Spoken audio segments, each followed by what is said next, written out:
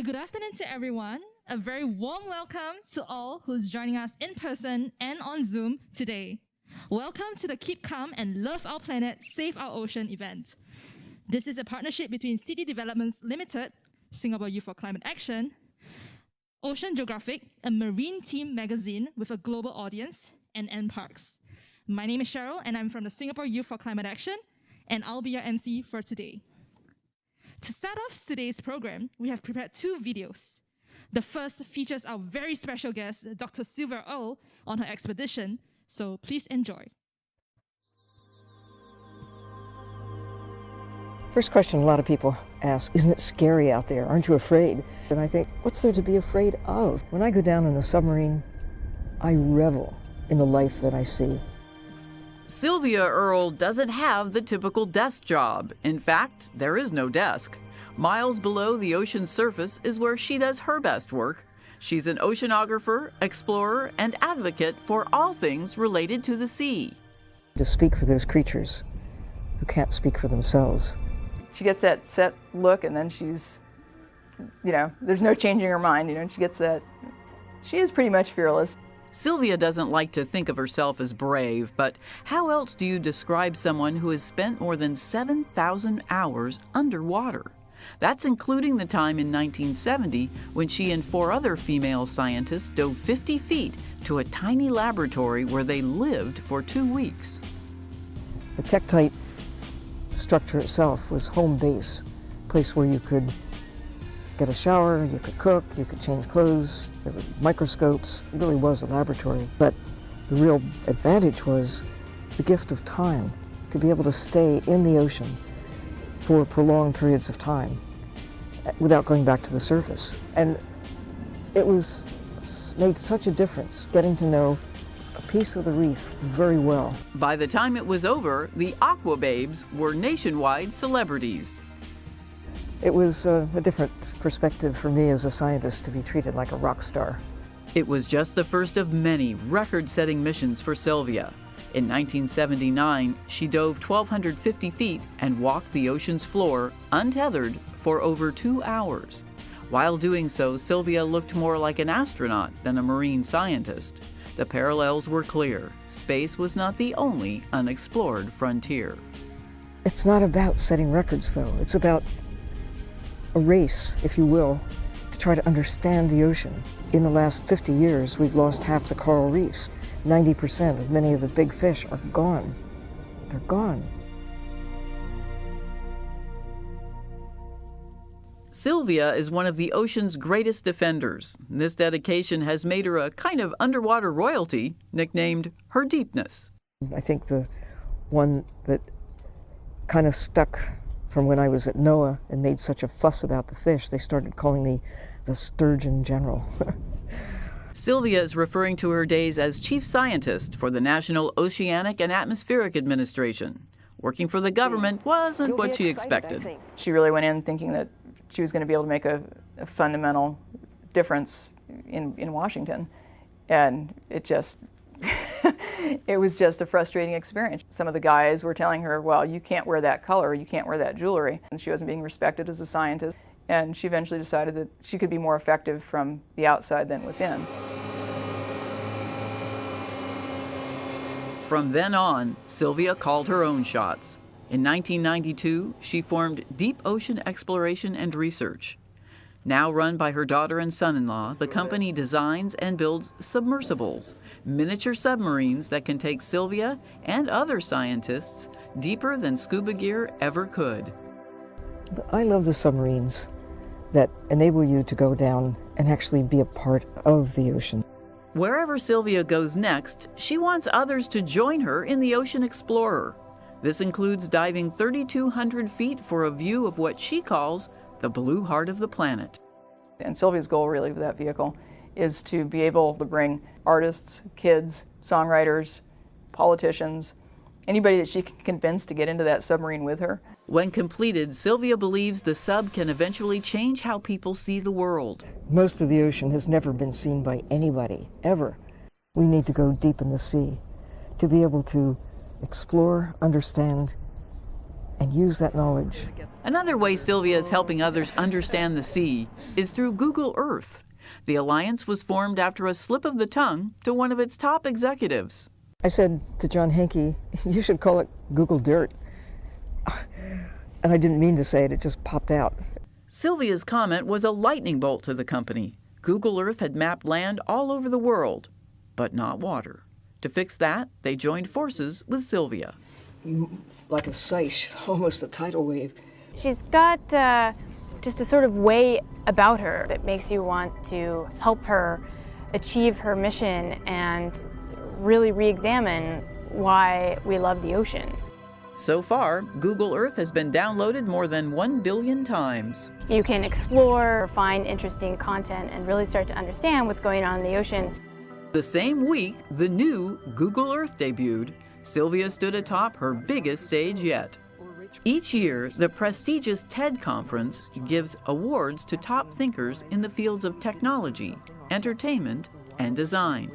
As a winner, Sylvia was given $100,000 and 20 minutes to speak about the ocean. She calls it the talk of her life. Nothing else will matter if we fail to protect the ocean. The audience was so captivated, she was able to raise an additional $17 million to fund her effort to protect the ocean. People now know what's at stake. Knowing is the key. If you know, you might care.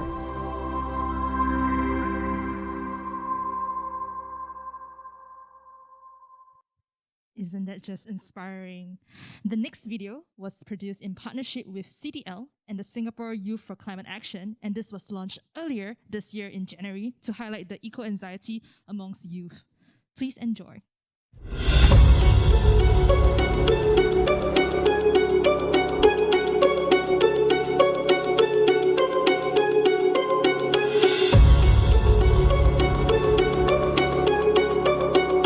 Eco-anxiety is definitely real. When you work in this field and you see the science, it's very bleak. Everyone outside of your little bubble doesn't seem to really care. It's hard to convince people who don't see the science behind it. It makes me feel really quite upset and angry that that's the situation that it's got to, where so many young people are having these negative effects on their mental health from this source, from something that could have been dealt with decades ago. I feel so powerless and angry in a way. We can feel frustrations.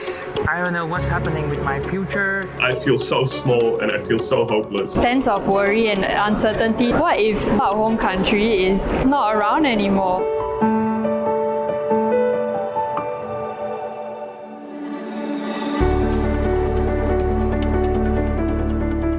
Just starting to see youth actually being included in decision-making processes. It's important for youth to be bold in representing ourselves. We are already leading the climate movement in many ways. The young people who are working in areas like innovation, coming up with new technologies to rid the world of plastics and microplastics.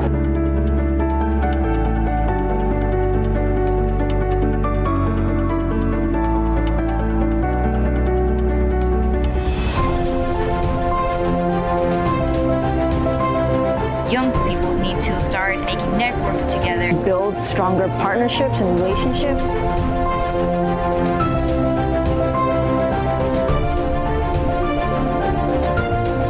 Youth will lead our future generations. It's our responsibility to think forward, generations forward, and think about them. We just have to be patient and kind of inculcate change by being the change makers ourselves. We want the action from the decision makers. Be part of something, of a part of a movement, and put your energy in searching for solutions. I'm certainly feeling quite hopeful.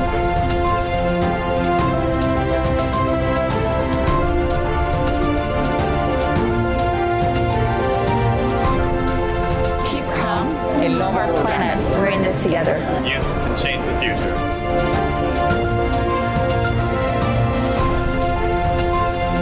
Climate and social challenges are real threats to humanity, and we have seen these impact millions of people and their mental health around the world. As Singapore Youth for Climate Action, we are pleased to partner with CDL's Youth for Climate initiative in our upcoming project, Keep Calm and Love Our Planet.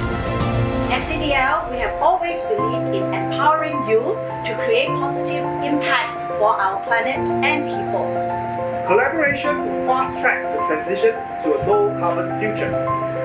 Through partnerships, we can amplify our efforts to tackle climate change. Youth can change the future, and together, we can make a difference. Keep calm and love our planet. We are all in this together.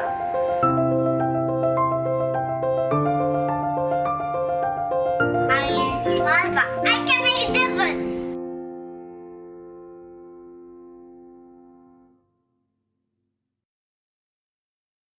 I hope everyone has enjoyed the videos and are warmed up for the rest of the day. So, today's event will feature an engaging and inspiring sharing by world-renowned marine biologist Dr. Sylvia Earle, an exciting conversation with ocean conservation warriors, and the launch of CDL E-Generation Challenge 2022. The sharing will be followed by a tour of the Change the Present, Save the Ocean Climate Action exhibition, and it will be recorded and accessible on CDL's Sustainability YouTube channel. Today, the world is facing a climate emergency. This has driven governments, corporates, consumers, in particularly the young generation, to place a greater emphasis on sustainable practices for both life on land and life below water. In fact, more young people have voiced their concerns about the planet's future. CDL believes that youth can truly drive change, which is why the company has been a staunch advocate of youth education, engagement, and empowerment initiatives like the Keep Calm and Love Our Planet campaign and the CDL E-Generation Challenge. In November 2021 at Glasgow, CDL launched our Keep Calm and Love Our Planet campaign in partnership with the Singapore Youth for Climate Action. The campaign consists of a series of initiatives to rally youths from around the world to support their vision of turning climate anxiety into positive action and promote positive thinking and creative collaboration for climate solutions. The CDL E-Generation Challenge is an annual competition that unearths talented young advocates from Singapore and the ASEAN region, giving them an exciting platform to inspire thousands towards a more sustainable future. Launched in 2010 to raise eco-consciousness amongst youth via races, games, and it was revamped in 2017 to cultivate young eco-champions to explore frontiers facing the destructive impacts of climate change. Past winners of the E-Generation Challenge took part in expeditions to the Arctic, Antarctica, and the Coral Triangle at Raja Ampat Archipelago. They are now powerful advocates, engaging with people around the world to grow the green force for our planet. Through these youth initiatives, we hope to encourage greater collaboration between corporates, youth, and all sectors to turn climate anxiety into positive action and accelerate the change we want to see in this world. We hope today's event and the preview of Change the Present, Save the Ocean Climate Action exhibition will further inspire you to be torchbearers of change. Today, we are very honored to have with us a very, very special guest who just arrived in Singapore from the US at 5:45 a.m. this morning, Dr. Sylvia Earle, a world-renowned marine biologist who has spent the better part of 7 decades exploring the world's ocean. She's the first female chief scientist of the US National Oceanic and Atmospheric Administration, and she's also an explorer in residence at the National Geographic Society, who has led more than 100 expeditions, logged over 7,000 hours underwater, and has authored more than 190 scientific, technical, and popular publications. Named one of Time magazine's Heroes for the Planet, she has pioneered research on marine ecosystems with a special focus on exploration, conservation, and the development of new technologies for effectively assessing the deep sea and other remote environments. Dr. Sylvia Earle, we may invite you to come on stage with us to share your inspiring insights and valuable experiences with us. Dr. Sylvia, please.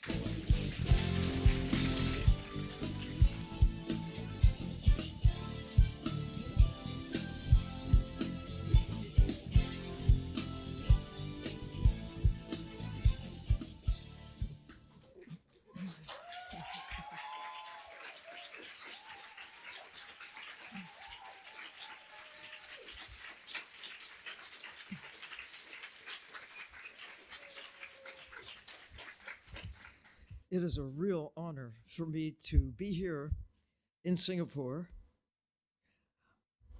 I have been here fairly often, but not often enough. And I look forward to more, and to applaud what you're doing here to really embrace the green and the blue, to move from what all of us globally are experiencing, and that is this decline of the natural systems that make Earth a special place in a universe that is not really friendly to us. Earth is friendly. The moon, Mars, Jupiter, not so much. Just try to step out of a spacecraft on the moon without special life support systems. No one yet has made it to Mars, let alone other places in our solar system, let alone the universe beyond. It's Earth, our home. And the great thing about being a 21st century human being, no matter how old or how young you are, is that we have knowledge that not only did not exist, but could not exist when I was a child or any time in previous human history. I think about the smartest people who ever lived before the middle of the 20th century never got to see what the Earth looks like from high in the sky. No one had been to the moon.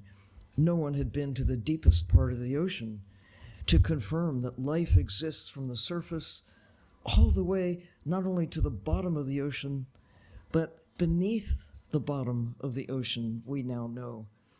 Where water trickles down beneath the seafloor, life continues, at least 2 kilometers, maybe even more.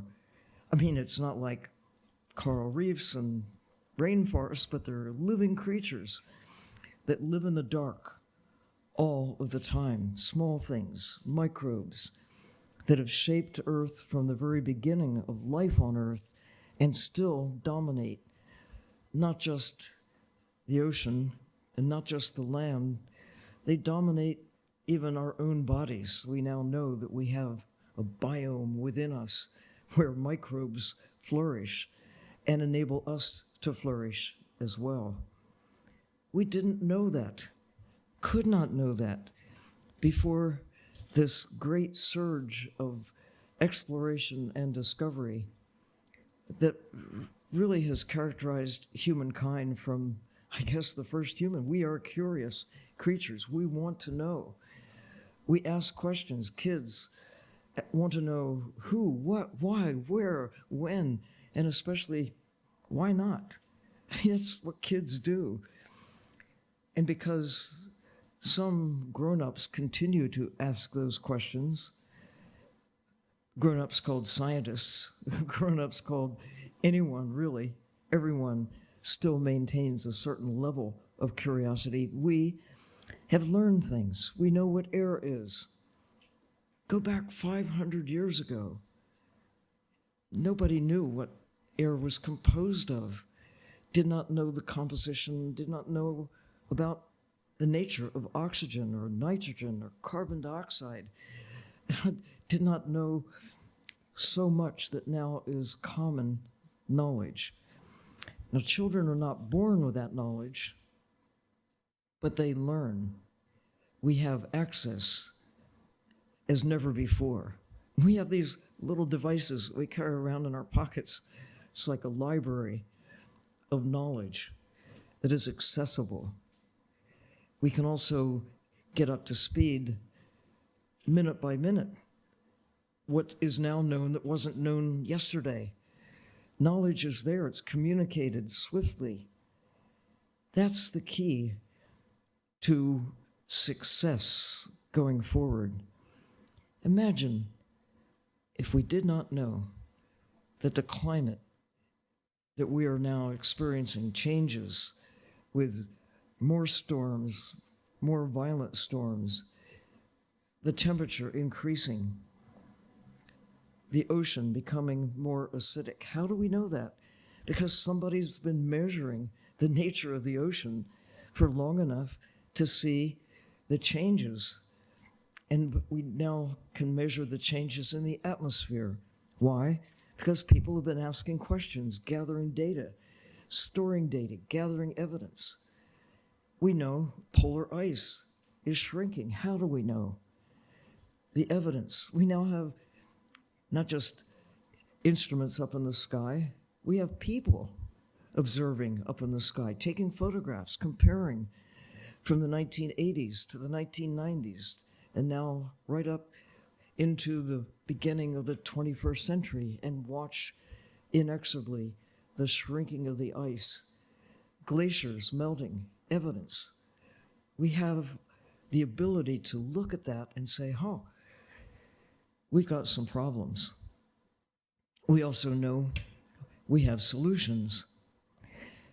Knowing what the ocean was like, going back in time, looking at a 10-year study called the Census of Marine Life from 2000 to 2010, when thousands of scientists all over the world looked at old records, whaling records, records of what expeditions going back to the 15, 16, 17, 1800s, and looked at what kinds of creatures, how abundant were they, where did they live, whales, coral reefs, and documented where in the world these creatures, these systems lived.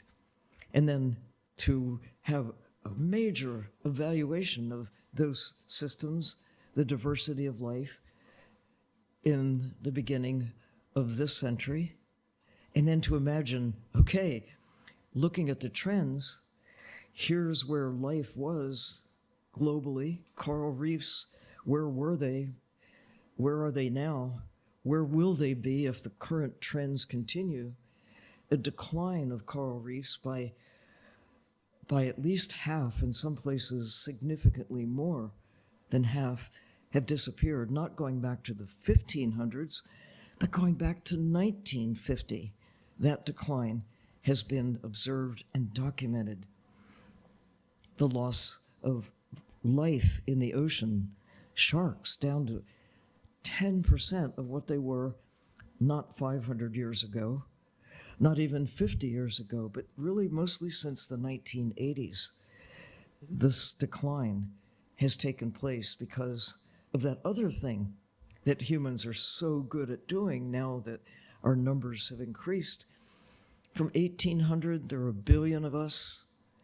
When I was born and came along, there were about 2 billion humans. Now close to 8 billion.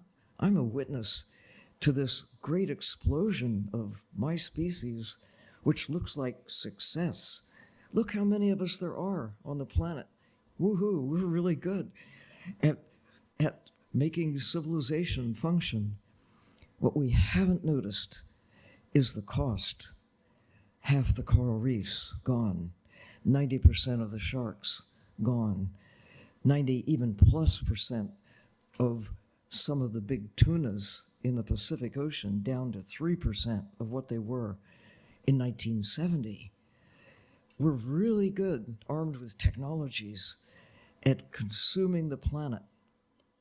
But with our big brains and looking at the evidence, we can think seriously about, okay, success has come at a cost. How are we going to continue enjoying the level of prosperity that we have achieved and bring up the people who have not achieved the level of prosperity that they aspire to? Globally, poverty does exist. What can we do to safeguard the values that humans have come to cherish and still have a planet that has abundant natural systems that, when you think about it, we need those forests, we need the coral reefs, we need the sharks, we need a healthy ocean, we need healthy green, we need healthy blue.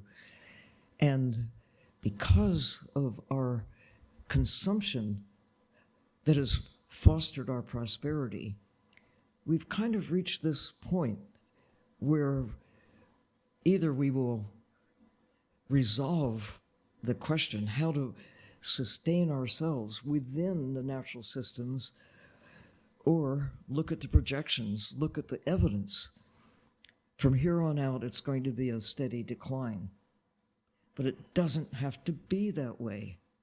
We know what to do to restore and maintain health. And I'm so pleased to see from the exhibit here that here in Singapore, you are doing exactly the kinds of things that need to be done to reverse the inevitable, seemingly inevitable decline and reach not tipping points where we don't have the opportunity to fix the problems. No, you are aiming for the turning point to get from where we are to a point where we can find harmony with both the ocean and terrestrial systems and the atmosphere above, this blue miracle of a planet that is our only home for all of our history and likely all of our future as well. I mean, yes, I think people will go to Mars someday, set up housekeeping there and little outposts, but civilization, humankind, our home is here, and we have to take care of it. Our future, everything we care about, including our past, our history, our culture, our art, our music. If we don't safeguard our life support system, all of that is at risk. Lucky us. Never before could we know what is now known. We're the beneficiaries of all of those preceding generations, discovering things, gathering knowledge, passing it along, and here we are, the best informed, most knowledgeable humans who have ever existed on Earth. And we have probably, might not be the last chance, but it's the best chance, could be the last chance, to take what we now know and put it to purposeful application, just as you are doing here, evidenced by what I've just seen in the exhibit about the commitments you're making, to look for ways to, how can we have our energy without harming the atmosphere, harming the ocean, warming the planet? We're so smart in so many ways. Can we be smart enough, intelligent enough to take the knowledge we now have and really look to the next century, this century, as the base for everything that can follow if we really take seriously the opportunity we now have? So I want to thank you, first of all, for having me here to salute you and to make the observation that seems obvious, that this is the best time ever to be a human being. We can be the heroes for all future generations who can look back and say, yeah, you got it. And you did what it took to reverse decline to recovery, and then finding this place for ourselves, a long and enduring future for humankind. To protect nature as if our lives depend on it, because now we know they do. Thanks. Thank you, Doctor.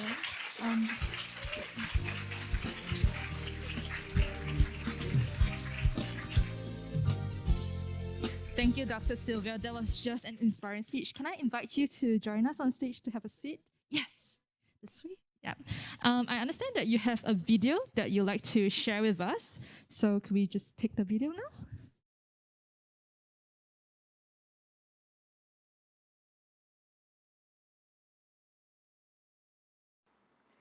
The ocean is the foundation of life on Earth.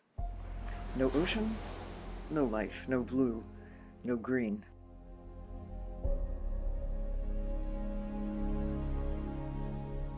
Without a healthy ocean, all life on the planet will fail. We need the ocean And now the ocean needs us to listen up, take action, to take care of the ocean that takes care of us. All life requires water, and 97% of Earth's water is ocean. It should not be surprising that about 97% of life on Earth is ocean life. The ocean is also a gigantic carbon sink, and more than 80% of Earth's carbon is circulated there. The connections between the ocean, the atmosphere, the land, and all of the fabric of life are complex and inseparable. All are now being impacted by rapid climate change.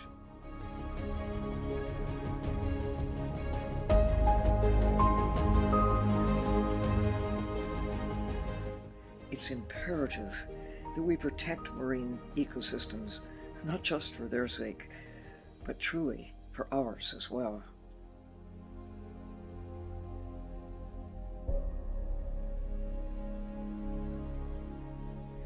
Coastal blue carbon, the carbon stored in mangroves, seagrasses, kelp forests, tidal marshes, all of these are vitally important to combat the climate crisis. These blue carbon ecosystems take carbon out of the atmosphere at a significantly higher rate than even terrestrial rainforests.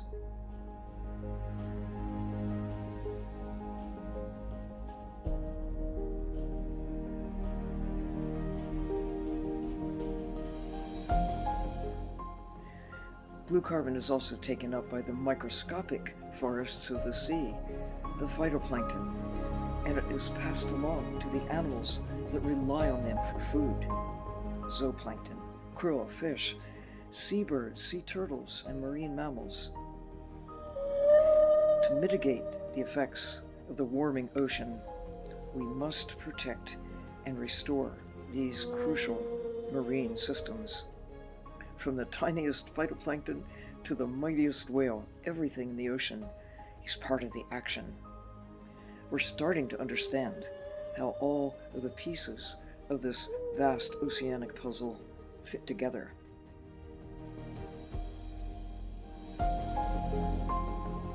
The Antarctic and Arctic are the climate engines of the world. Sea ice reflects the light and heat of the sun back into space and helps keep the planet cool. But as sea ice melts, dark ocean water is revealed, and it absorbs heat. More heat means more melt and more exposed ocean, and this positive feedback loop drives further warming of the world. The poles are warming faster than anywhere else on Earth, and our climate stability is quickly melting away.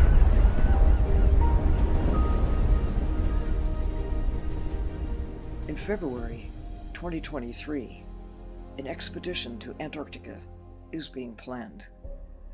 I invite you to apply to be a part of a gathering of about 100 individuals, a brain trust assembled from all over the world.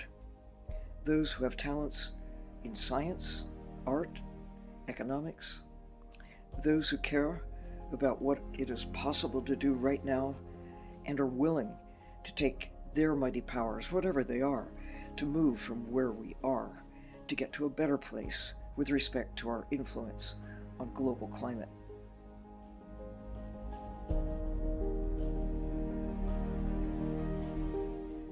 Time is running out, but it's not too late to turn things around. Every action counts. I encourage you to learn more about the ocean, how the ocean works, who lives in the ocean, how we're impacting the ocean, and what we can do to turn from decline to recovery, to reach a turning point before we get to tipping points. Look around. think about what you can do to safeguard the ocean, to safeguard the future of life on Earth, humankind, very much included, the future of everything we love.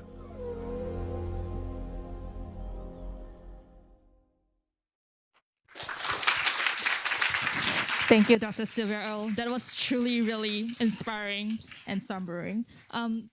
I actually had the honor to meet you at Glasgow in COP26, and I'm truly excited to ask you a few questions on behalf of the youth climate champions with us in person and online here today.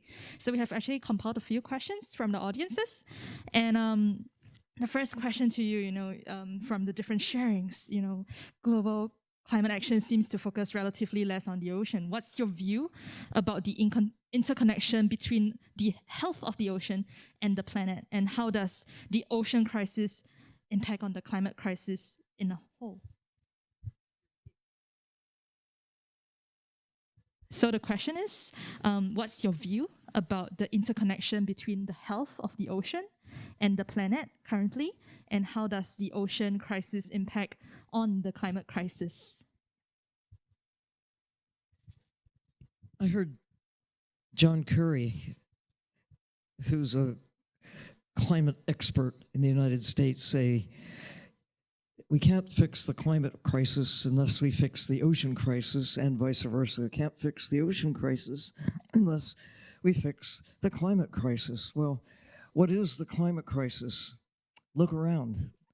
Earth is warming, and the consequences range from sea level rise. Inexorably, it's happening as polar ice melts and warmer water expands, enhancing the volume of water, which makes it more ocean space. The effect on the life on the land and in the sea, change the temperature even a little bit. You can have profound impacts on just about everything. Change the chemistry of the planet even a little bit, and you have impacts on just about everything. Think about how microbes really shape planetary chemistry, how fast they grow, how abundant they are, how responsive they are to slight changes in either temperature or chemistry or both. And it's happening. About, I don't know exactly how much, no one knows for sure, but 40 to 50% decline in ocean plankton has been noticed since the 1950s. Should we be worried about that? If we lost half the forests in that period of time, should we be worried about that on the land, coupled with what we've lost in the ocean? Well, since it's the green carpet of life, the fabric on land and in the sea that generates oxygen, captures carbon, I think the answer to that is, well, yes, we should be concerned because that's our life support system at risk. It's so easy to just be complacent about the basics that make Earth habitable. But that's what it will take, focusing on what makes Earth function in our favor, and to realize that our actions over all of our history, but especially in the last 200 years, and most particularly in the last 50 or so years, have accelerated the changing of temperature, changing of planetary chemistry, changing the fabric of life, which impacts both temperature and chemistry. So, when you distill all that we've learned and figure out how did we get to where we are and what can we do to get to a better place, whether it's the climate crisis or the decline of the ocean, of life in the ocean, the ecosystem changes, half the coral reefs already disappeared and other systems seagrasses, mangroves also lost by on the order of half. So we know what the problem is. Imagine if we didn't know. That's the key.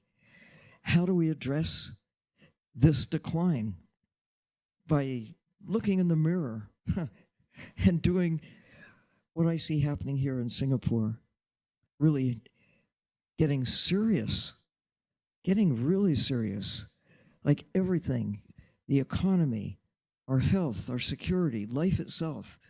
If we don't look at the big picture, I mean, lots of things to worry about day to day, but overall, here we are, kind of on the deck of a sinking ship, and we're looking at the menu and thinking about what we're going to eat. Now, first we got to save the ship.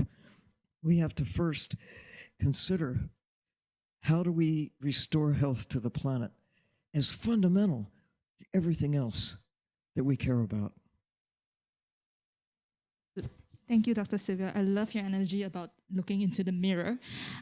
There's a question from the audience. So a lot of these audiences here, many of them are actually passionate about taking climate action, and a lot of them are actually taking active contributions towards marine conservation in Singapore.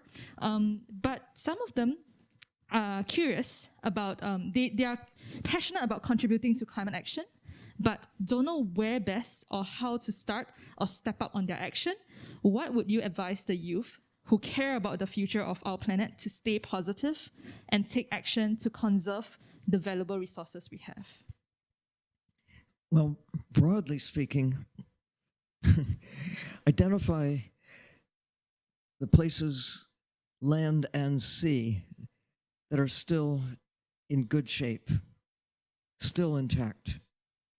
Old trees are worth so much more than planting new trees, but we do need to plant native trees, new trees, to replace what's been lost. But please, to hold on to those that already have got a good start in the ocean, to realize the value of intact mangrove systems, and to restore what can be done of what has been lost. Again, the old trees are worth a whole lot more than the young ones, but you have to start somewhere to begin the process of giving back.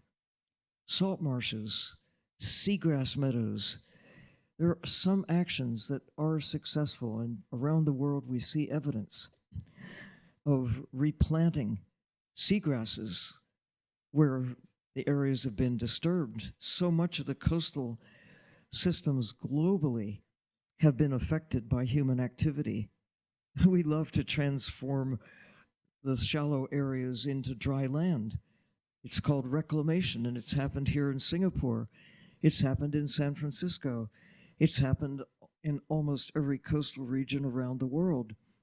And at the time, it seemed like a really good idea. We need more coastal space for our purposes.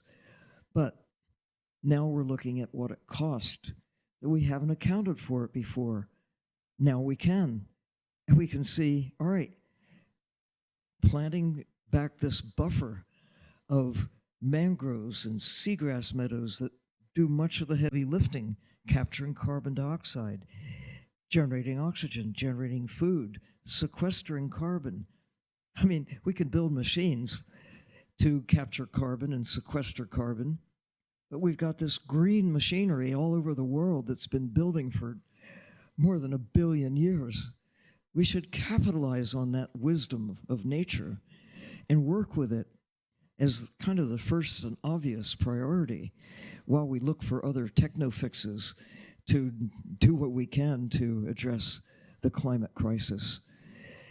So, coral reefs, you've lost quite a lot here in Singapore, and quite a lot has been lost everywhere else in the world.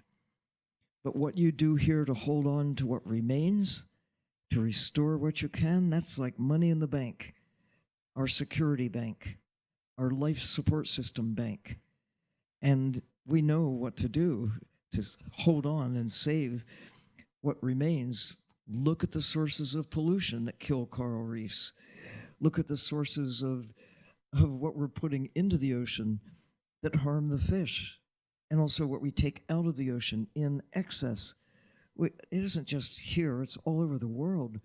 We've had the belief that we can take from the ocean on such an extravagant level that we've kind of, it's been growing gradually until now we can see 90% of many of the fish that are in our markets, they're gone. If we keep taking them at the same level, and even to increase that level, that's been the goal in some ways, more food from the sea. Well, it's not realistic. We are able to take some, but we need to be really mindful of the true cost when we take these creatures that already have collapsed in the last few decades.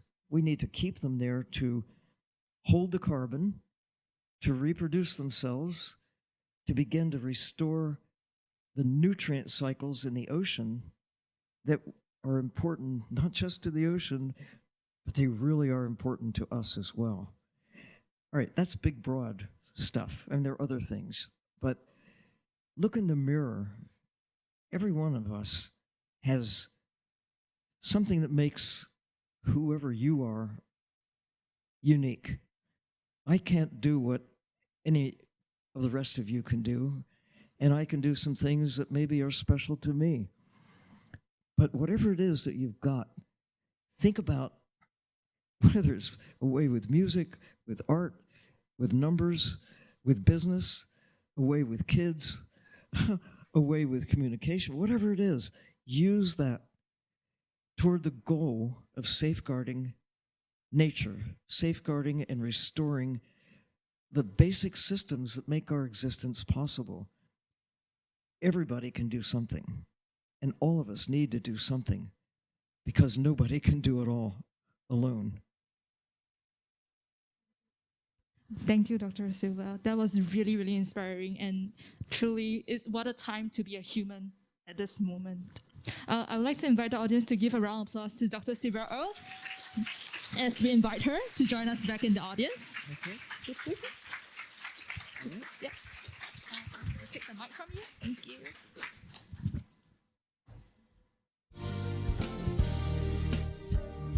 All right, so now I have the privilege to invite the speakers for our insightful panel discussion.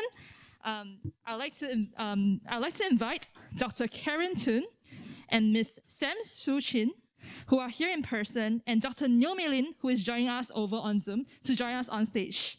Guest speakers, please. Dr. Karen Toon is the Director of the Coastal and Marine Environment Branch at the National Biodiversity Centre, National Parks Board, and Parks in Short, and she joined NParks in 2013, covering issues related to the management and conservation of Singapore's coastal and marine environment and the biodiversity they support.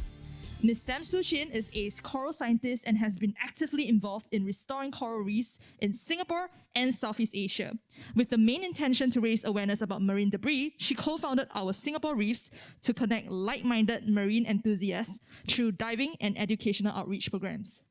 Joining us via Zoom, we have actually Dr. Nyo Mei Lin, a senior research fellow at the Tropical Marine Science Institute, NUS, and she's also a resident scientist at the St. John's Island National Marine Laboratory, a national research infrastructure.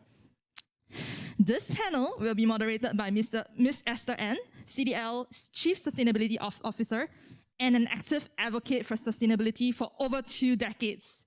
She was conferred to the 2018 SDG Pioneer for Green Buildings and a Low Carbon Economy by the UN Global Compact. Over to you now, Ms. Esther. Thank you, Cheryl. Hello, everyone, and thank you for spending a Sunday afternoon. That shows how passionate you are. Right? And well, I feel a bit embarrassed when Cheryl said that my journey is like about 2 decades. I feel really energized today looking at Dr. Sylvia Earle. She has walked this journey for almost 7 decades. So my 2 decades is like, no, delete it from my script, So I'm really, really happy today that I have 3 doctorate, and all the marine scientists, with me. And we have Karen, we have Sam, and hello, Maylin. Maylin wanted to join us, but she has 2 baby and a cat at home to take care of. So we're very happy to have her here. And I think you heard what, Dr. Earth's, very encouraging remarks. And her energy level is amazing. I have to really, learn from her because I thought I'm very energetic. But after seeing her arriving this morning about 7 a.m., and now she's dive into action, and he was just finishing about 1.5 hours interview up there at the exhibition, and I think the reward to you guys is you have the first hand visit of our exhibition. It's going to be open tomorrow, so you guys are going to see it first. So now let me turn to my marine scientists that definitely you have heard, Dr. Earth's journey. I want to know that, within our own Singapore, we have our homegrown, passionate scientists as well. And there were a lot of questions that Dr. Earth asked me. I really couldn't answer, but now I'm having you guys to answer that. Maybe you want to give a short introduction of what is your role and what really has driven you, to be so deep into, this subject, and what exactly do you want to achieve in your role? Karen? Thank you very much. Can you hear me? Is it on here? Thank you very much. But before I begin, I'm really honored to be here and to be in the presence of, one of my heroes, Dr. Sylvia Earle. Her deepness, her awesomeness. I think she would be a person that many of us would say is a reason for what we're doing. Her passion alone has driven so many people, including myself. So hi everyone, my name is Karen. I'm the director for the Coastal and Marine and Terrestrial branches at the National Biodiversity Center. And my team and me, what we do is we look into conservation and biodiversity issues in Singapore, both from the green to the blue. So looking at a policy level, coming up with strategies to ensure that we can maintain, like what Dr. Earle mentioned, the biodiversity that we have as much as possible and find solutions to ensure that it can be sustained for generations to come. So that's our key role. And of course, part of it will include doing surveys, biodiversity surveys, working with stakeholders, which is one of the most important things that we need to do. Singapore is so small, we have limited space, land and sea, and there are so many users. So we need to find a way to ensure that everyone who wants to use the environment has a chance to do it in an equitable way without losing the key essence, which is the biodiversity. So that's basically what I do. And I'm really honored that I'm able to do that. I think it's a privilege to be in this position where you can influence policy, and we do it through science and through collaborations. Thank you. Wonderful. How about you, Sam? Yeah, same thing. So really thankful to be here, and thank you CDL for this opportunity together with all my heroes, Mei-Ling, Dr. Sylvia Earle. So it's really nice, and nice to see some of you here as well. And I think for me, what has really sparked my interest into marine conservation and marine science is the opportunity to actually go to South Africa to study great white shark, and that was actually my internship. Yeah, so you go out to the sea every day, work with sharks, and this is really what gets me really excited. So when I come back to Singapore, I know it's really hard to find a job in marine science, but then slowly I stumbled into a team of coral scientists. So now I'm working with a group of scientists at a National University, Tropical Marine Science Institute, and I'm restoring corals and then taking care of corals in Singapore and the region. Wonderful. How about you, Mei-Ling? Hello Esther, hello Karen and Sam, and also greetings to Dr. Sylvia Earle. I'm really sorry I can't be there in person, but I really appreciate the opportunity. So my name is Mei-Ling. I'm currently a senior research fellow at the Tropical Marine Science Institute. So my role in my institute is actually looking at driving basic research. You can hear my little girl in the background. As an academic scientist myself, I focus a lot on the types of research and how we can actually progress the understanding of the marine environment with respect to different types of challenges that we have, especially in Singapore, where our sea space is very small, but it's highly utilized in many different aspects. As Karen mentioned briefly, there's shipping, high traffic shipping. There's also recreational use. There's also a intense, aquaculture, as well as also for research purposes as well. I think in the last 5 years or so, within the time that in my own career as well, I've had the opportunities to also engage with government agencies like National Parks Board, and to really drive how we can actually bridge the science and policy gaps. So that's something that I'm working on more closely. So Karen and Sam are very close colleagues, and we work together very closely in the different issues in Singapore. Thank you, Meilin. Well, actually, when I posted on LinkedIn, one guy actually commented, how come you only choose all the women, on the panel, today, But there is one gentleman here later on, Michael, is going to take the stage. So we are very balanced, inclusive. So, but joke aside, actually last month, we just celebrated the International Women's Day. And the theme was actually breaking the bias, right? So in your profession, which is not a very common profession, even in the building sector, we've been around for a long time, I would still say that it is still male dominated. And that is also why we set up some, a Women for Green networks to give a stronger presence and voices for women. So in your own experience, did you feel that there's still some bias or some challenges that you would like to break them and, to achieve what you want to do? Yeah, Karen, you first. Sure. Thank you very much for that question, Esther. I think it's really important. I think for me personally, I've been privileged, in my career to have not experienced the kind of biases that perhaps some other people might have, and also the challenges. I think I do not have any kids, so I don't have the challenge that perhaps what Meilin has, because she has to struggle motherhood with a career. So maybe that's where some of the challenges will come for her. But personally, I feel that it's been quite a good playing field, I think, for women in marine science. There are quite a few of us, and like you say, it's the panel, all of us are women, Dr. Earl is here, yourself. So I think we've been fortunate. There's been quite a lot of equality in that sense. I've also benefited from good mentors who never felt male mentors who never felt threatened with women coming up the ranks. So I think it's just been fortunate for me. Yeah, that is really wonderful because we need men, women, we need all ages, all cultures to work together. And Sam, how about yourself? I think same thing as Karen. I think the marine scene is actually really, really nice in a way. The opportunities are really equal, and then it's like us girls going in the field, really dirty, and then carrying all these strong, heavy things. And then that's why I think they see us as equal, because we can do all these things also. But right? Like, we don't need your help, it's okay. Yeah. So sometimes we really do that.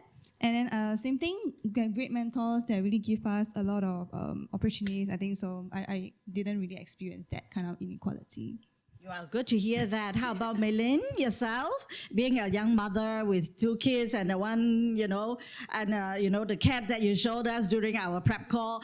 And you're also always being featured in some glamorous shots and, magazines and all that. So I would see that a lot of women today have the wisdom, also have the energy and power to carry heavy stuff, right? And also have the love for children and can take care of home and also take care of your career.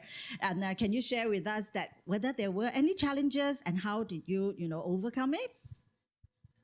Yeah, I think generally I share very similar views with Karen and Sam, especially having built a career in Singapore. I really benefited from having a great mentor who really, guided me through the last 10 years or so, and continues to do so as well. But I think when I was growing as a young academic scientist, or female scientist myself, with a very narrow field of research, so my main research interest at that time was looking at the conservation of giant clams, and there wasn't very many people, or from an academic perspective, I have very few peers who have similar research interests. So in some sense, I think that was a bit of my challenge, which is, not being able to find the community that I really wanted, so that we can grow together, or at least, felt that there was a worthy, felt that my research was worthy. There was a lot of insecurity, especially when I first started, feeling that like my work might not benefit in the greater scope of things. So it took me a long time to, not over time meet people, but also build my own confidence in my own research, in the work that I do.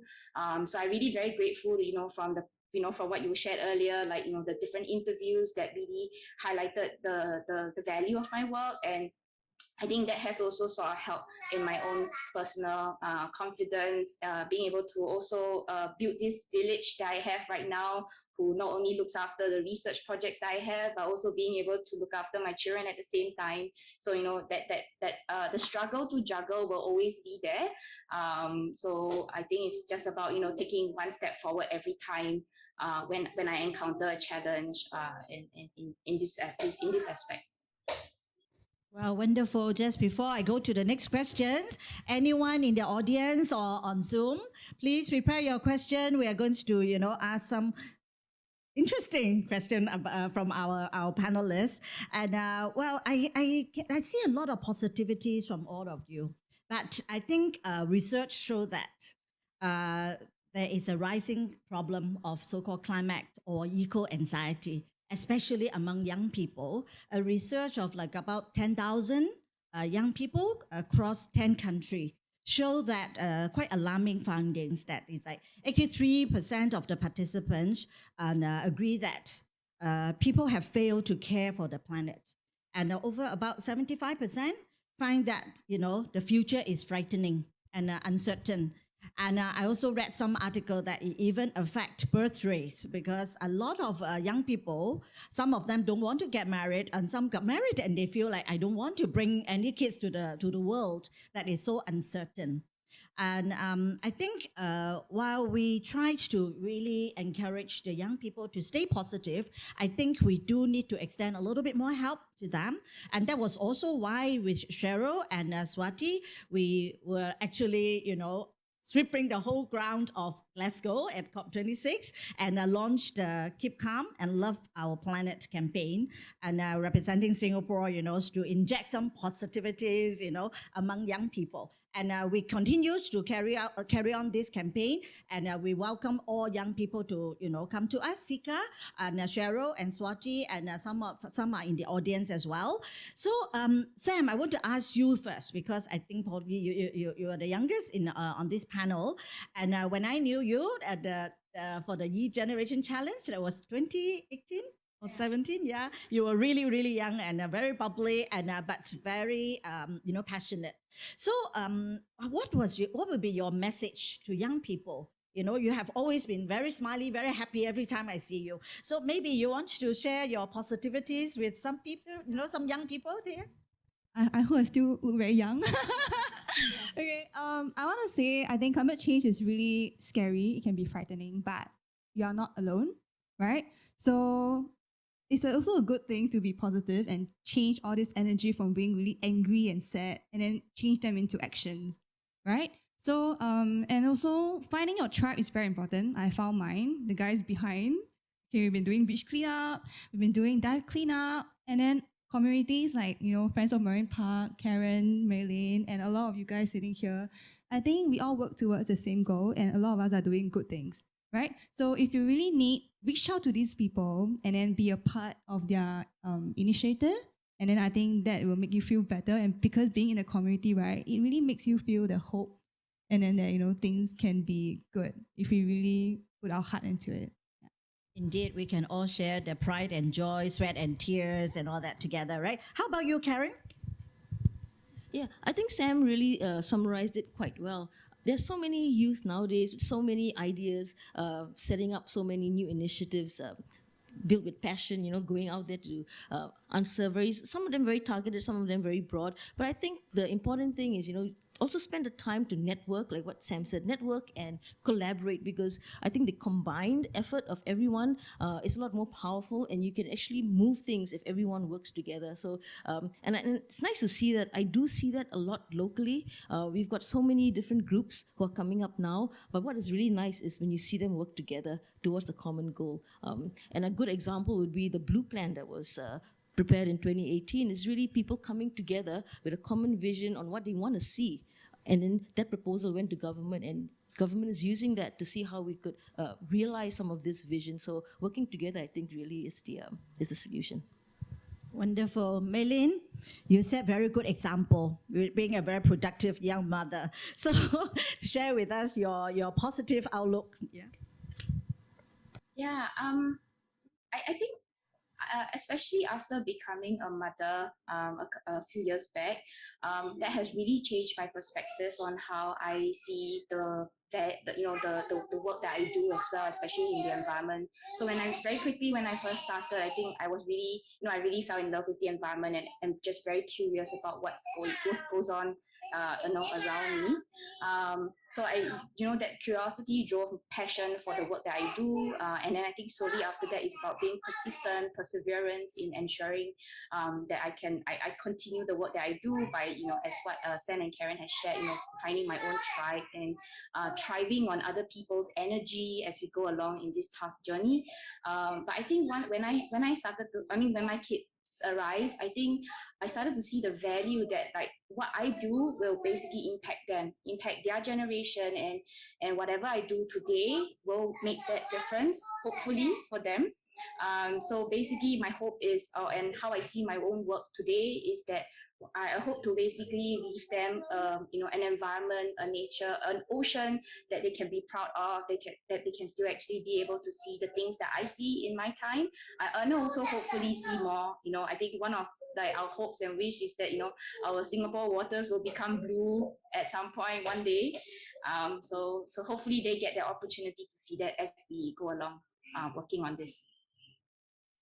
Ling, looking at you, it refreshed recall my own memory that when I first joined the building industry in 1995, my babies are like just born and all. So now, after 27 years, we're still going strong and greening the building environment. And I hope everyone here will have the same positive outlook, and do it for yourself, your future generations, and then the next thing is, just now, Dr. mentioned about climate crisis is, ocean crisis, and vice versa. So in your own opinion, do you think that, there's sufficient attention given to, save the ocean? We're all talking about net zero, race to zero, and it seems like a lot of attentions are talking about life on land and energy reductions and decarbonization. What is your wish list, to step up on saving the ocean? Yes, Karen. Thank you very much. I think, when Dr. Earl was sharing earlier about the ocean crisis and how the climate crisis, really, you got to start with the ocean if you want to solve the climate crisis. And I think at least in the last half a decade or so, I think the focus on the marine environment is increasing around the world and in Singapore itself. And I think people are beginning to realize that you need to look at it holistically. At least locally, one good outcome that has come out of this was the funding of several big research projects, because when you want to find solutions, you need to find it by having a good grounding in science. So you need to have your basic science. So about 8 years ago, we had the Marine Science and Marine Science and Research Development Program, which really built on the existing science and the scientific community, built a lot of capacity. And just last year, we launched a new program called the Marine Climate Change Science Program. Now, taking the science and putting it into finding solutions for climate change. And we're looking at quite important topics. Blue carbon as one of this is what Dr. Earl mentioned. The ocean has such great capacity for absorbing carbon. I think in a study done in Singapore, mangroves can sequester 3 times more carbon than our terrestrial forests. So the potential is there. So we are looking into that. So I think it is something that is slowly building up. So my hope really is to ensure that whatever policy we have will be built on strong science. So that's basically where I hope I can contribute together with all the partners that we work with. Wonderful. What about you, Sam? I think same thing, when Dr. Sylvia, she actually mentioned, like ocean crisis, climate crisis, or ocean crisis. So I remember diving in 2016, that was the mass coral bleaching. When you dive in Singapore water, right, it's really white. It's really like a ghost town. The corals are really white, and then there's no fish and there's no sound. So it's really very depressing, and I really hope that I don't get to see that again. But I think over the years, we've been very involved in a lot of conservation projects like coral restoration, even stakeholders meeting from governments, different agencies, trying to get youth involved, trying to get science involved. So I really second the thought that, Karen said all these decisions should be supported by strong science. I think that's really important. And of course, other than that, I think we all as a community should speak louder as well, right? I think being in a community give you courage, lah. Like now there's a lot of government plan like SG Green Plan, and then we'll be there. Hi, what about the blue? Is there anything else or more that we can do regarding the blue spaces? Can we protect more? So I think this is something that I hope we can take it more forward. How about you, Maylin? Yeah, I think for me it's really about like communicating the science, combining what Karen and Sam was sharing as well. So I think I think scientists can play a much bigger role in being able to convey the importance of certain science, especially for now. I think at least my institute and some other institutes within NUS itself, we are looking into blue carbon accounting as well, which is basically a quite an important component when it comes to actually understanding how it can contribute towards like some of the climate change goals where each of the countries are going for as well. In fact, indeed, the science is very clear, but science alone may not be able to change the mindset of everyone. So we need the art of like communication, and we also need accountants, right? You need accounting for all the the carbon footprint and all that. But now is the main thing is that how do we connect all this? The science is clear, but changing people's mindset is very difficult.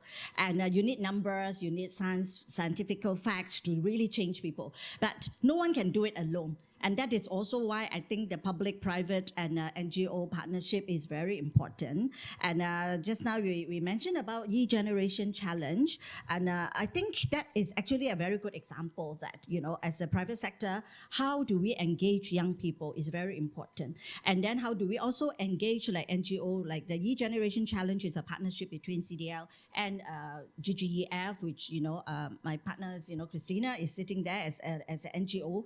And we can also partner, like Ocean Geographic, So the winner this coming year, we're going to send the winners to join the Antarctic expedition to learn and to research and to really come back as an ambassador to tell the youth in Singapore, in other part of the world, that, what we can do. So Sam, you were the winner in 2019, right? You follow Ocean Geographics to the Raja Ampat. Do you want to share your experience and encourage more young people to take part in all these competition, yeah? So I think really thank you, Ocean Geographic, and then CDL for really setting me there. And I think this was really a once-in-a-lifetime experience. So that was actually my first scientific expedition. Okay, so being a scientist, you're doing all this small-scale research in different ways. But then when you go together, you really work together with a big team, which has a lot of different scientists, international scientists, and then you have photographers, and they're all doing such great stuff. We have conservationists, and then they're all, when you're put together with a group of like-minded people, it is really nice, and then you hear different stories from them, how they start their own journey. It's really inspiring, and that also gives us the opportunity to see how we can actually fuse visual arts and science together to make all these stories better. So I think from that I also learned a lot, and we form a lot of friendships and partnerships that lead us to co-create different events, whether it's locally or internationally. I think that was really, really good experience for me. Great. Karen, you are from the public sector. So this exhibition is a partnership between MPAC Boss and CDL and Ocean Geographic. What, from your experience, are you a really strong supporter of partnership? Or no, I just want to stay in my lab and do my own research? Yeah? Thanks, Esther. So my career actually went a full circle. So I started in academia, I joined an NGO, a non-profit organization, then I joined a commercial company before I joined government. So having experienced all of that, the one thing I really think is important is partnerships. You know, at the end of the day, you can only move forward if you can work together with a wide group of people, and more importantly, to understand that everyone comes with their own needs, but also what they can also give to the collaboration. So I think just having an open mind and knowing that you need to find solutions together, at times you need to compromise. I think a lot of collaboration requires compromise, and when it comes to the environment, even more so. You know, because the environment is always the one that goes first. It's the easiest for a lot of people to compromise. So you need to actually bring everyone together to find a way to ensure that you can achieve maximum conservation. So I find it exciting when you bring different groups of people together to discuss problems and find solutions. Yeah, so yes, indeed. I think collaboration is not just internal, but also external, not just local, but regional and also international. How about you, Mei-Lin? You've been doing a lot of collaboration as well. So maybe you want to share a little bit of your thoughts? Yeah, so I thought it was quite funny that you mentioned how, like, some of us or some of the scientists like to, just keep to our own labs and do our own research. But I think there has been change as well. I think especially, for marine science or environmental work, I think there's a increasing number of us and many of us realizing the value and importance of engaging in the public and private sectors as well. And public sectors also, because by being able to garner their support, I think we strengthen the voices of why certain issues that we are championing for are important, and why you should listen to why should everybody listen, not just to the science but also making science relatable to people, in a way that they can understand, like how it actually affects their daily life, in the long term as well. But for me, I think, as I sort of go into the field of conservation and management, I would just put it stop here and say that I'm still a very full-fledged scientist.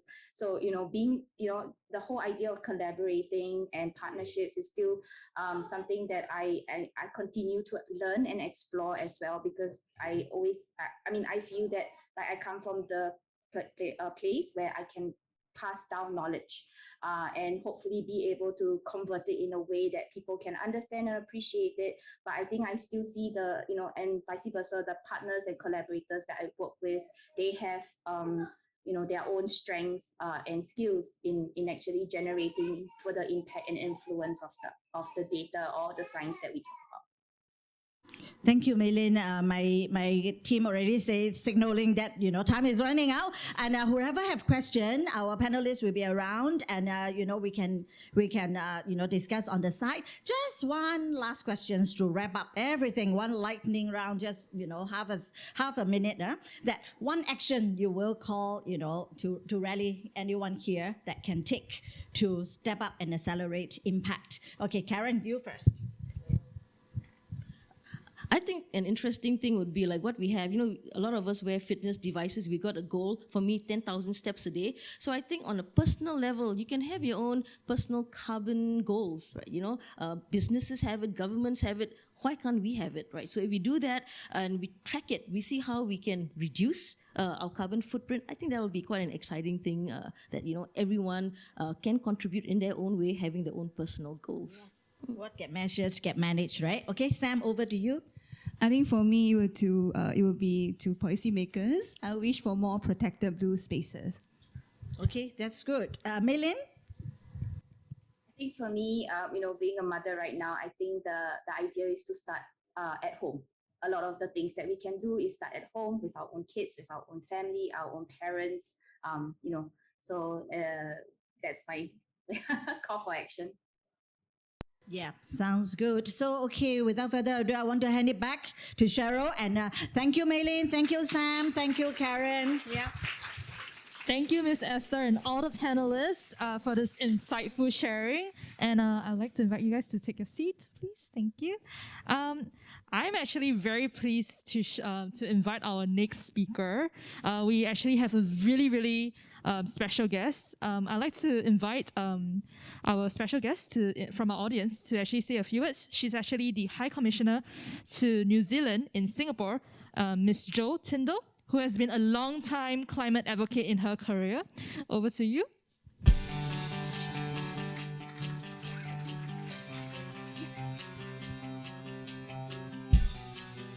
Thank you very much. This is a tremendous honour to speak, and the really special guest here, of course, has been Dr. Sylvia Earle, and it's been such an incredible honour to hear from you. So I spent, I guess, just about a decade as New Zealand's climate change ambassador. And I think the key message we've been hearing tonight is how everything is interconnected. From New Zealand's perspective, not only have we worked really hard in terms of climate change and trying to put policies and so on in place, but also in the marine area. We've got a huge exclusive economic zone, much bigger than Singapore's. So an enormous area that we are responsible for. And about 30% of our marine area is protected in some way or another, with 44 fully protected MPAs, marine protected areas. We're also heavily invested in the Antarctic, so I've been really interested to see and hear about the impacts on the poles, but also I'm super jealous that there is an opportunity for somebody to join an expedition to the Antarctic. It is, I'm sure it's going to be a mind-blowing experience for whoever succeeds in that. And we were delighted that the world's largest MPA, covering 1.5 million hectares, I believe, or square kilometres rather, is the Ross Sea Marine Protected Area that was agreed in 2016. The last area we've got a huge responsibility for or feel a responsibility for is the Pacific and our Pacific neighbours, many of whom rely hugely on the fisheries aspect of things as a key aspect of their economy and for their food.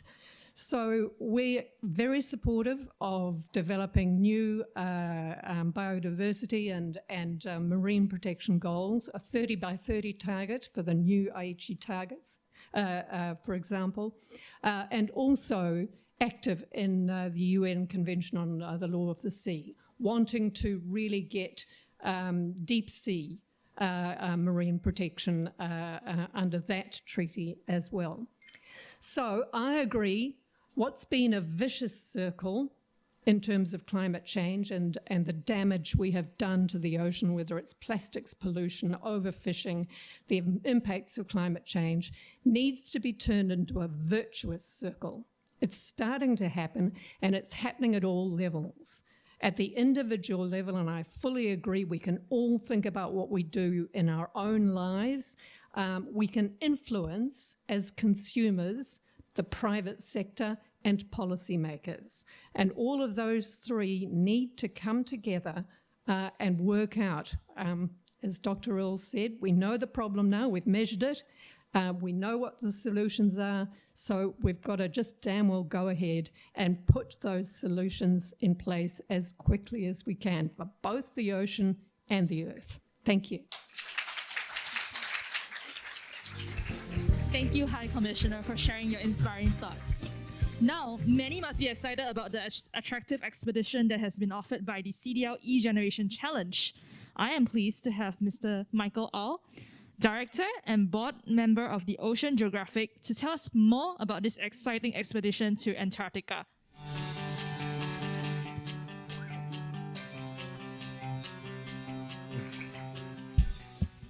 Oops. Hello, everyone. Thank you, Esther, for giving us this opportunity to introduce the expeditions. When I first conceived the expedition about nearly a year ago now, I remember telling a former president of the Explorer Club in New York, his name is Dan Bennett, our mutual friends with Sylvia. And when I told him, he said, wow, this is going to be the most important expedition of the century for humankind. I said, that's a good line I'd like to borrow. So why is it, this is like not an ordinary club, this is Explorer Club of New York. We're talking about people that are first to the moon, first to the highest mountain in the world, first down to the deepest trench of the ocean, and a lady that was first to dive untethered on 19 September 1979, 381 meters of the ocean. Did I get the dates right, Sylvia? She's sitting right there. So we're talking about a very exclusive club that's been very impressed with the idea of doing this expedition in 2023. Then I'm going to talk to my old friend, David Duboulet, a National Geographic photographer. I say, David, you've got to come along. And I describe him what we're going to do. He say, wow, it could be the biggest show ever for humanity. So why is this expedition so important? There'll be hundreds and hundreds of scientific expeditions to the Antarctic. There'll be even more expedition by the average tourist. And there are lots of climate summits around the world. But this is the first climate summit to the Antarctic ever, bar none. And what's interesting about it is that it's a gathering of about 110 passionate, extraordinary, average person of diverse gender, age, from a 12 years old Hillary sitting down there to a 90 years old Don Walsh, who was the first person that went down to deep into the trench, different nationality, culture, to go to one place on Earth that is known by any country to find solution to the climate crisis. What kind of solution are we talking about that's not have already been conceived by different politicians or activists? We want to encourage, come up with inspirations, come up with ideas to get each and every one to take ownership of their own carbon footprint. If everyone can do that, every city can do that, every town can do that, every country can do it, and we can drive toward net zero, hopefully 2035. And why Antarctic? Many of you do not know Antarctic is a wild card of climate change. It is one place that you do not know what's going to happen. If you lose all the ice in Antarctic, sea level will rise by 60 meters. I'm not saying that will happen this century or the next century, but just imagine just 1 meter, Orchard will be gone. Shanghai, New York, Sydney, Australia, all be flooded. I just came from Sydney, Australia. We have 6 weeks of rain. Towns that have been flooded 3 times over again in 6 weeks. It's unbelievable. And just 2 years ago, we lost 500 million animals to the forest, to the bushfire. You see climate change. Antarctic is a wildcard because, unlike the Arctic, you can see climate change in motion. Antarctic is one place you do not see because it happened beneath underwater. So that's why we come up with this expedition whereby the average person, you and I, can go there, come up with the 23 resolutions, and inspire every one of us to take ownership of our carbon footprint. It'll be a legacy. I'm very, very fortunate and happy that with the support of CDL, one person, one E-Gen Challenge winner will come with us. So you want to find out more about this expedition, you can see more up at the exhibitions, or you can ask any one of us, and Janelle, the VP of our expedition, is here. And thank you very much for these 2 minutes of my time. Thank you. Thank you.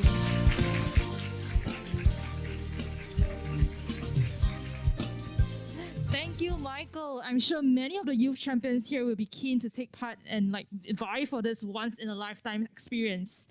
I'd like to now invite Dr. Sylvia Oh, Miss Esther N, and Mr. Michael Au to do the honor to launch the CDL E-Generation Challenge in 2022.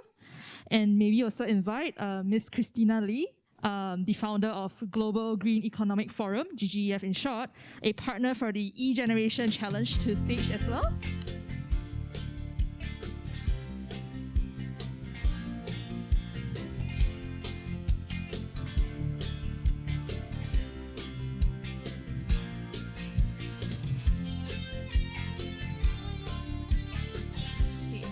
Honored guests, we'll be launching the 2022 E-Gen Challenge on the count of 3.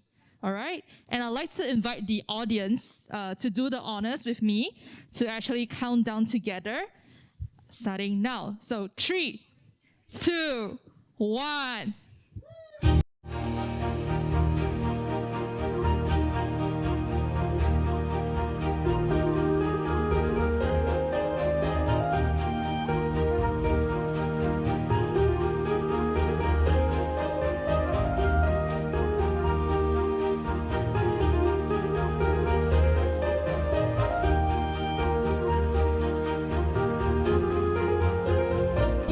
Sylvia Earl, Miss Ann, Michael, and Christina.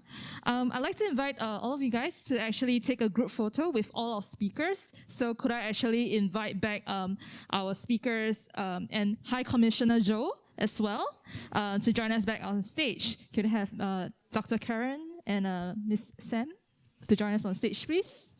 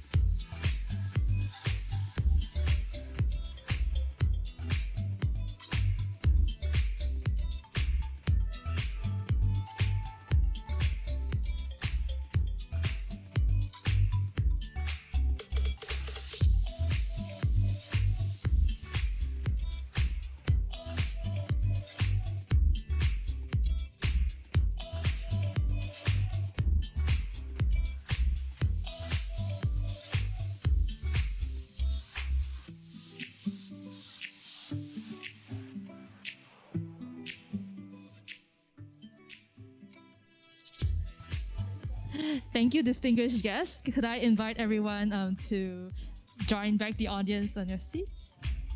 Thank you. Thank you. Thank you so much. All right. To all the youths who are eligible for the CDL E-Generation Challenge 2022, the challenge is now open for submissions on www.cdlsustainability.com. You may scan the QR code, which is flashed on the screen now, for more information to participate. And for those who are here today, we have actually prepared some refreshments placed at your seats for your enjoyment at home. So the juices are kindly sponsored by Rejuve, and in line with their commitment to promote green consumption, the juice bottles are made from 100% recycled plastic. And we do actually encourage you to do the proper recycling post-event where needed. We actually have catered recycling bins outside for your waste segregations. And thank you so much for joining us. Have a great Sunday ahead. Oh, okay, hold on. Okay, okay. Could we invite everyone to smile to our photographer? She's going to take a big photo for everyone. So big smiles, everybody. Smiles. With mask on. With your mask on. With your mask on, okay? Oh, okay.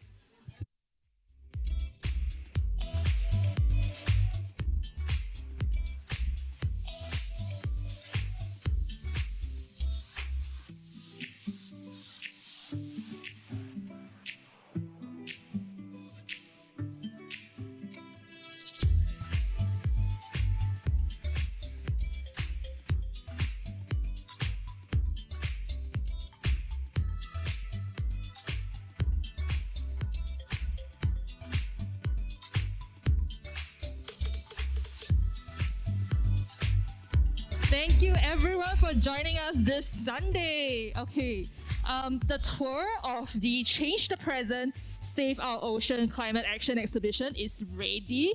So please proceed to level 2 where CDL Green Gallery is located. And once again, Thank you, everyone, and enjoy the tour. But guys, because the tour is officially open, so try not to open tomorrow. So try not to post anything on social media about the exhibition. You can post things about the event today, but about the exhibition, post them tomorrow, okay? Okay, thank you.